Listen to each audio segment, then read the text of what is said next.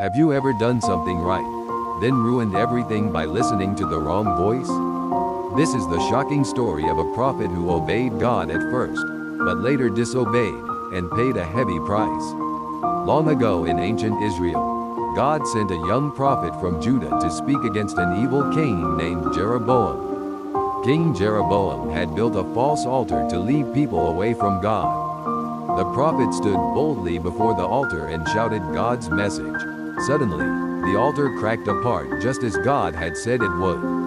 The king was shocked. In anger, Jeroboam stretched out his hand and said, "Seize him."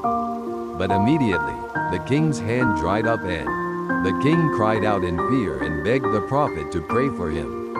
The prophet prayed, and the king's hand was healed. Jeroboam then invited the prophet to come home with him for food and rest. But the prophet refused. God had clearly told him not to eat, not to drink, and not to return the same way he came. So the prophet left and continued his journey. But an old prophet living in that land heard what happened and rushed after him. He found the young prophet resting under a tree. The old prophet said, "Come to my house and eat with me." The young prophet replied, "I cannot. God commanded me not to eat or drink in this place." Then the old prophet lied. He said, "An angel spoke to me and said you should come back with me and eat." The young prophet believed him. He followed the old prophet home. They ate and drank. While they were sitting at the table, God's word suddenly came to the old prophet. He turned to the young prophet and said, "Because you disobeyed God's command, you will not return home alive." The young prophet left after eating. On the road, a lion suddenly attacked and killed him. But something strange happened. The lion did not eat the body.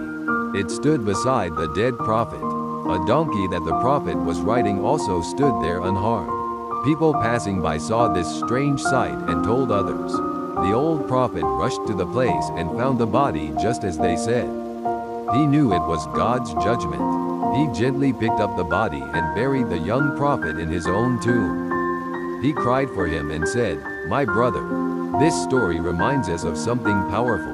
The prophet started well. He obeyed God, but he listened to a lie and disobeyed in the end. Sometimes, not every voice that sounds holy is from God. We must obey God's word completely, from beginning to end, because partial obedience is still disobedience.